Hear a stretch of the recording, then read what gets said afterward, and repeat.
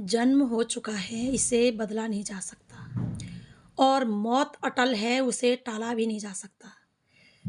लेकिन मौत और जन्म के बीच में जो ये समय है, क्यों ना इस समय को सच्चाई के राह पे, सद्कर्मों के ऊपर इस्तेमाल किया जाए। खासकर मैं मातृशक्ति से कहना चाहूँगी कि आप अपने आप को कमज़ोर न समझें, आप डरे नहीं, आप किसी भी प्रकार से घबराएँ नहीं। आप मानव की जननी हो, आप सशक्त हो, आपके अंदर असीम क्षमता है।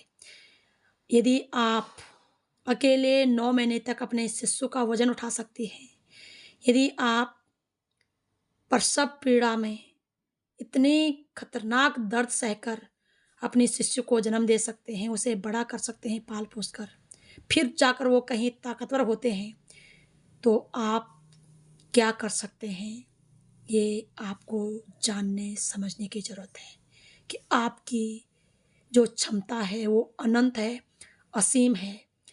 इसलिए मैं संपूर्ण भारत की महिलाओं से कहना चाहूँगी कि मेरी माँ बहन बेटियों, किसी की कठपुतली ना बनें, किसी पे निर्भर ना रहें।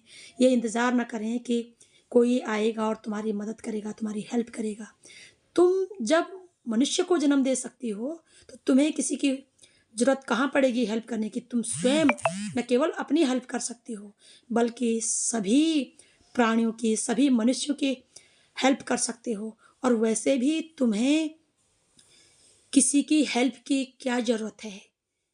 यदि तुम्हें इस समय किसी से बचना है, तो वो है पितृसत्तात्मक घृणित मानसिकता से, क्योंकि वही मानसिकता है जो तुम्हारी अभिव्यक्ति की आज़ादी में रोड़ा आती है, जो तुम्हारी मुक्ति में हमेशा दुश्मन बनी बैठती है, जिसने तरह-तरह के षड्यंत्र रच करके तुम्हें काबू करने की कोशिश करी, कंट्रोल करने की कोशिश करी, तुम्हें गुलाम बनाने की कोशिश करी, कायर बनाने की कोशिश करी, तुम्हें वस्तु समझा और तुम्हें यूज़ और थ्रो करने की गुस्ताखी करी। वही तुम्हारी दुश्मन है। तुम्हें उसी धूर्त मानसिकता से बाहर निकलना है। अपने हिस्से का इतिहास स्वयं लिखना है। अपने हिस्से का भूगोल पे स्वयं कब्जा करना है। अपने हिस्से का ग्रंथ स्वयं लिखना है और उसमें लिखना है कि पर्दा और घूंघट हम महिलाओं पे नहीं, उन पापियों के आंखों में डालें जो हमें वस्तु समझते हैं, जो हम पे कुदृष्टि डालते हैं। किसी भी प्रकार की मान मर्यादा, संस्कार या नियम कानून हम महिलाओं के लिए नहीं, उन पापियों के लिए बनाएं जो हमारा जीना मुश्किल करते हैं, जो हमारे जीवन और भविष्य, हमारी अस्मिता पे खतरा पैदा करते हैं। जब आप हुंकार भरोगे तो यकीन माने, एक दिन हर उस पापी को आपके आगे न केवल झुकना पड़ेगा, बल्कि अपनी मानसिकता भी बदलनी पड़ेगी कि अश्लील मनुष्य में महिलाएं नहीं हैं, वो पापी दृष्टि हैं जो महिलाओं को अश्लील समझते हैं।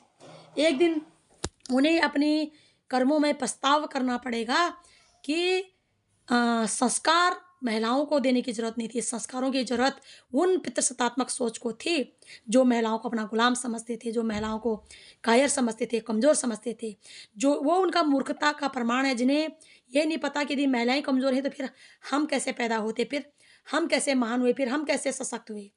तो मैं संपूर्ण भारत की महिलाओं से कहूँगी कि जागो और अपनी मुक्ति, अपने न्याय, अपनी सुरक्षा, अपने अधिकारों का संरक्षण स्वयं करो। आप अनंत हो, आप असीम हो, आपकी क्षमता, आपकी चेतना अडिग है। उठो, जागो और अपनी मुक्ति, अपनी रक्षा, अपना न्याय, अपना अधिकारों का संरक्षण स्वयं करो। बहुत-बहुत धन्यवाद मेरे भाई-बहन।